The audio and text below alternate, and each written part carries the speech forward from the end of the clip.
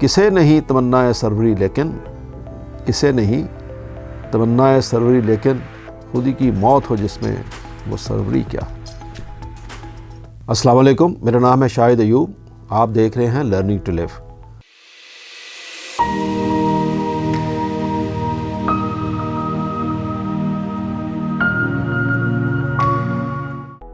ہم بات کر رہے تھے اخلاقی پسگی کی، اور میں نے جیسے آپ سے عرض کیا اس کے پارٹ 1 کے اینڈ پہ کہ دوسری قومیں جو ترقی کر گئی اس کی وجہ پیسہ تو ہے، لیکن اخلاقی ترقی بیسیکلی وہ ایک بہت بڑی وجہ تھی کہ اخلاقیات میں وہ ہم سے بہت آگے ہیں۔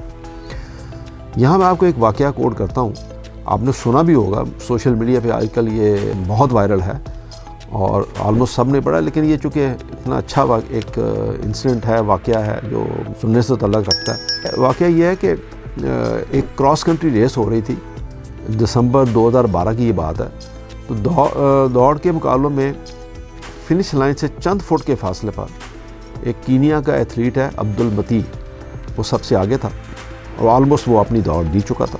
اس کو پتا تھا کہ میرے قریب بھی کوئی نہیں ہے۔ تو اس کے پیچھے اسپین کا ایک ایتھلیٹ ایون فرنینڈس دوڑ رہا تھا۔ جو کینیا کا ایتھلیٹ تھا اس کو احساس ہوا کہ میں فنش لائن کے آلموسٹ میں کراس کر چکا ہوں یا میں کر چکا ہوں، تو اس نے اپنی سپیڈ کم کر لی اور اس نے محسوس کیا کہ پیچھے مجھے کوئی بیٹ نہیں کر سکتا، تو اس نے اپنی سپیڈ کم کر لی۔ تو جو فرنینڈس اس کے پیچھے آ رہا تھا تو اس نے دیکھا کہ یہ اس نے سپیڈ کم کی ہے، تو اس نے اس کو آواز دی کہ دوڑو، یہ فنش لائن ابھی نہیں آئی۔ اب اس نے اسپینش میں کہا، جو عبد المتی تھا اس کو اسپینش آتی نہیں تھی، وہ اس کی بات سمجھ نہیں سکا۔ تو فرنینڈس کو اس نے ایک عجیب فیصلہ کیا۔ فرنینڈس اس سے آگے نکل سکتا تھا بیکاز اس نے اپنی سپیڈ بہت کم کر لی تھی، بٹ کیا فرنینڈس نے، وہ اس کے پیچھے آیا اور اس نے عبد المتی کو دھکا دیا زور سے تاکہ وہ فنش لائن پار کر لے۔ تو اس نے اس کو دھکا دے کے فنش لائن کراس کر دی اور اس کو نمبر 1 کر دیا۔ جو تماشائی ہیں اس کی اس اسپورٹس مین شپ سے بڑے متاثر ہوئے، وہ دیکھ کر دنگ رہ گئے کہ فرنینڈس جو کہ عبد المتی کی سپیڈ کم کرنے کی وجہ سے جیت سکتا تھا اور ہیرو بن سکتا تھا، اس نے ایسا نہیں کیا اور وہ دوسرے نمبر پہ رہا اور اس نے عبد المتی کو نمبر 1 کیا۔ دوڑ ختم ہونے کے بعد ایک صحافی نے فرنینڈس سے پوچھا کہ تم نے یہ کیوں کیا؟ تو فرنینڈس نے جواب دیا، میرا خواب ہے کہ میں ایک ایسا معاشرہ اس کا حصہ بنوں جہاں کوئی دوسرے کو دھکا نہ دے تاکہ وہ جیت سکے۔ صحافی نے پھر پوچھا، مگر تم نے کینیا کے ایتھلیٹ کو کیوں جیتنے دیا؟ اس کی تو سپیڈ اس نے کم کر لی تھی اور آپ اس کو کراس کر سکتے تھے۔ تو فرنینڈس نے جواب دیا، میں نے اسے جیتنے نہیں دیا، وہ ویسے ہی جیت رہا تھا، یہ دوڑ اسی کی تھی۔ صحافی نے پھر اصرار کیا، مگر تم یہ دوڑ جیت سکتے تھے۔ فرنینڈس نے اس کو دیکھا اور بولا، اس جیت کا کیا میرٹ ہوتا، اس کا کیا مطلب ہوتا ہے اس جیت کا، اس میڈل کی کیا عزت ہوتی، میری قوم میرے بارے میں کیا سوچتی۔ یعنی ایک شخص جس نے اپنی سپیڈ کم کی غلطی کی وجہ سے، اور یہ سمجھتے ہوئے غلط فہمی کی وجہ سے کہ میں فنش لائن کراس کر گیا ہوں، اور میں اس کی اس غلطی کا نجائز فائدہ اٹھا کے نمبر 1 ہوتا، تو میری قوم میرے بارے میں کیا سوچتی۔ اندازہ لگائیے کہ یہ وہ چیز ہے جس کو اخلاقی مراج کہتے ہیں۔ قومیں ایسے ہی برباد نہیں ہوتی، ان کی غیرت مر چکی ہوتی ہے۔ میں یہاں ایک اپنا ذاتی واقعہ آپ کو کوٹ کرنا چاہتا ہوں، جو کہ میں ایک ٹریننگ پہ تھا سویڈن میں۔ تو وہاں ہم لوگ 10 لوگ تھے، مجھے اب یاد نہیں 8 یا 10 تھے۔ تو ہمیں مالمو سے ایک دوسرے شہر جانا تھا ایک فیسلٹی انسپیکشن پہ۔ تو ہم 2 گاڑیوں میں سوار ہو گئے۔ ایک گاڑی وہاں کا ایک لوکل ڈرائیور چلا رہا تھا اور دوسری گاڑی وہاں کا ایک لوکل ڈرائیور چلا رہا تھا۔ جو آگے والا ڈرائیور تھا، ان دونوں یہ گوگل میپ نہیں ہوتے تھے، تو آگے والا ڈرائیور جو تھا اس کو پتہ تھا کہ جانا کہاں ہے اور منزل کون سی ہے۔ جو پیچھے والا ڈرائیور تھا اس نے اس کو فالو کرنا تھا۔ ہوا کچھ یوں کہ آگے والا ڈرائیور ایک سگنل کراسنگ پہ اس سے آگے نکل گیا اور میرے والا جو ڈرائیور تھا یہ پیچھے رہ گیا. تو ہم اس سگنل پہ رک گئے. تو وہ سگنل کوئی 1-1.5 منٹ 2 منٹ کا تھا, لمبا سگنل تھا. اب آگے والا یہ سمجھ رہا تھا کہ وہ پیچھے آ رہے ہیں اور ہم تو پیچھے کھڑے تھے. جب اس سگنل کھلا اور ہم چلے تو وہ کافی آگے جا چکا تھا. تو ہم میں سے کسی نے اس ڈرائیور کو کہا کہ ایسا کرو, آپ سپیڈ اپنی زیادہ کرو تاکہ ہم اس کو پکڑ لیں.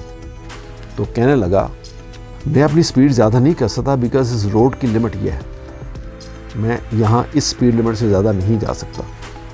تو اس نے اس کو کہا کہ یہاں تو کوئی دیکھ بھی نہیں رہا, یہاں کوئی کیمرہ ممبر بھی نہیں ہے, تو اس میں بڑھانے میں کیا رجا ہے. اس نے کہا کہ کیمرہ تو نہیں ہے, دیکھ بھی کوئی نہیں رہا, پر میں اپنے آپ کو دیکھ رہا ہوں. یہ جو چیز ہے نا, یہ ہمارے اندر ختم ہو گئی اور یہ تھی ایک تربیت کا پارٹ. انفارچونیٹلی نہ وہ تربیت ہمیں میسر ہوئی اور نہ ہی وہ تعلیم ہمیں اسکول میں میسر ہوئی, اور اس وجہ سے اخلاقی پستگی کے اوپر ہم یہاں پہنچے ہیں. اب اس اخلاقی پستگی میں اگر ہم پیسہ حاصل بھی کر لیں, اس پیسے کا کوئی منطق نہیں ہے, کوئی فائدہ نہیں ہے. یاد رکھیں, ہم لاکھ کہتے ہیں کہ امریکہ مسلمانوں کا مخالف ہے, مگر اصل حقیقت یہ ہے کہ ہم نے قوم کی اخلاقی تربیت کا انتظام ہی نہیں کیا. کیا خوب کہا اقبال نے, تجھے کیوں فکر ہے گل دل صدچاک بلبل کی, تجھے کیوں فکر ہے گل دل صدچاک بلبل کی, تو اپنے پیرہن کے چاک کو پہلے رفو کر لے.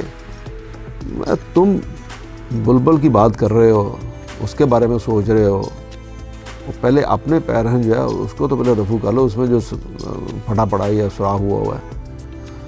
تو ہمیں اپنا گریبان دیکھنا ہے کہ ہم نے کیا کیا ہے. چلیں ہم امریکہ کو اور دوسرے لوگوں کو ذمہ دار ٹھہرانے, ہمیں پتہ ہے کہ ہم یہاں کیوں پہنچے. کوئی یہ مشکل کام نہیں. ہم خود سادہ زندگی اور قناعت پسندی کے ساتھ اپنی زندگی کو گزارنے پر تیار ہی نہیں ہیں, اور اٹھتے بیٹھتے الزام دیتے ہیں دوسروں کو. اپنی اخلاقی پستگی کا ہمیں اندازہ نہیں ہے کہ ہم کدھر پہنچ چکے ہیں, اور اس کا رزلٹ کیا ہے. ہم وہ فورس ہی نہیں کر پا رہے. ہم ایک زوال یافتہ قوم ہیں. زوال کب آتا ہے؟ جب علم ختم ہونا شروع ہو جاتا ہے اور اخلاق میں پستگی آنا شروع ہو جاتی ہے. اخلاقی لحاظ سے ہمارے ہاں غیر معمولی پستی ہے. یہ اخلاقی پستی صرف سیاستدانوں میں نہیں بلکہ ہمارے ہاں کے کاروباری طبقے, ہمارے دانشوروں, ہمارے علماء, یہ آلموسٹ سب میں کسی میں زیادہ کسی میں کم ہے. کسی مجلس میں سنجیدگی کے ساتھ بات سننا اور سنانا انتہائی مشکل ہو گیا جب تک ہم کسی پر شک کر کے اس کو ملک دشمن اور دائرہ اسلام سے خارج نہ کر دیں, ہم چین سے بیٹھتے ہی نہیں ہیں. یعنی غدار اور کافر, یہ دو چیزیں ایسے ہیں, یہ دو فتوے ایسے ہیں کہ ہم اپنے ہاتھ میں لیے پھرتے ہیں کہ کس کے متھے پہ یہ ماریں اور اس کو یہ لقب دے دیں فوراً, اس کا قصور ہو یا نہ ہو. یعنی اس کی بات ہم سنیں یا نہ سنیں, اس کی دلیل ہم سنیں یا نہ سنیں, ان میں سے ایک تو اس کو کہہ ہی دیں. ہم سادہ زندگی کے بجائے قرض پہ قرض لیے چلے جا رہے ہیں اور ملک ڈوب رہا ہے صرف ہماری عیاش عادات کے باعث. اخلاق اور سادگی میں ہمارے آباء کا کردار کیا تھا, سنیں اور اشش کریں. محمد بن عروہ یمن کا گورنر بن کر شہر میں آیا اور لوگوں سے صرف ایک جملہ کہا جو اس کے استقبال کے لیے آئے تھے.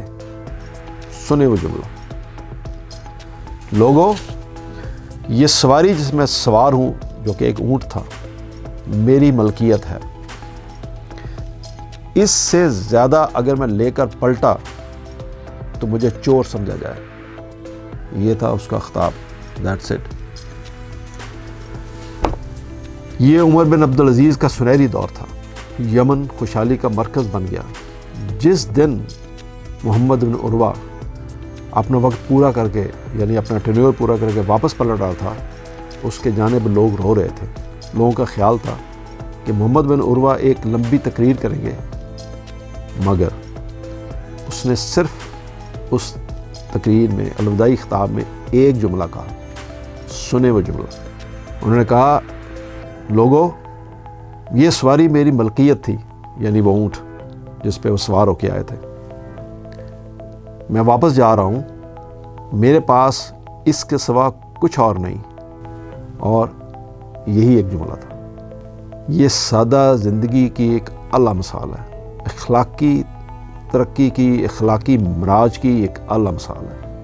اقبال نے کیا خوب کہا، میرا طریق امیری نہیں فقیری ہے. میرا طریق امیری نہیں فقیری ہے، خودی نہ بیچ، غریبی میں نام پیدا کر. اس کے برعکس ہمارے حکمرانوں کا حال یہ ہے کہ بجائے قوم کو سادگی کے راستے پر گامزن کرتے، اور اس سے زیادہ یہ کہ پہلے خود سادہ زندگی گزارنے کی مسائل کام کرتے، وہ کیا کر رہے ہیں؟ سنیے اقبال کیا کہتے ہیں ایک دفعہ پھر. اس کے نعمت خانے کی ہر چیز ہے مانگی ہوئی. اس کے نعمت خانے کی ہر چیز ہے مانگی ہوئی، دینے والا کون ہے؟ مرد غریب و بے نوا. اپنے گھر آپ نے ہر چیز مانگ کے رکھ لی اور غریبوں کا خون چوس رہے ہیں آپ. ہم اور پھر وہ کہتے ہیں کہ وہ اخلاقی بے روی ہو گئی ہے. تو اخلاقی پسگی تو آئے گی نا. وہ جو نیچے والا وہ کس کو دیکھے گا؟ اس کے نزدیک پر اخلاقی ویلیو کو کیا ہے؟ وہ اپنے بچوں کا پیٹ پالے گا، خواہ اسے کچھ بھی کرنا پڑے. ہم سادہ زندگی گزارنے اور اس کے عفظ حاصل ہونے والی خودداری کی زندگی پسند کرنے کی بجائے یہ نہیں سمجھ سکے کہ شاعر مشرق نے کیا کہا. انہوں نے کہا، کسے نہیں تمنا سروری لیکن، کسے نہیں تمنا سروری لیکن، خودی کی موت ہو جس میں وہ سروری کیا. اگر آپ نے یہ سب کر کے ایک پیسہ حاصل بھی کر لیا، ترقی کر بھی لی، بادشاہت بھی حاصل کر لی، لیکن آپ کی خود ہی نہیں رہی، تو کیا حاصل کیا آپ نے؟ وہ کوئی سروری تھوڑی ہے، وہ کوئی پیسہ تھوڑا ہے. اگر آپ میں اخلاقی کوئی رکھ رکھاؤ ہی نہیں ہے، اخلاقیات ہی باقی نہیں رہے، اور آپ نے اپنے آپ کو بیچ کے آپ نے کوئی بھی مقام حاصل کیا، تو اس مقام کی کوئی ویلیو نہیں. آخر میں گزارش یہی ہے کہ سادہ زندگی گزاریں، صرف اس چیز کو حاصل کرنے پر خرچ کریں جو انتہائی ضروری ہے، قناعت کریں، اور باقی سب کچھ ان پر خرچ کریں جن کا اللہ نے حکم دیا. اخلاقی ترجیحات پر زور دیں، اسی میں ذاتی اور قومی ترقی کا راز مضمر ہے. توجہ کے لیے شکریہ. اللہ حافظ.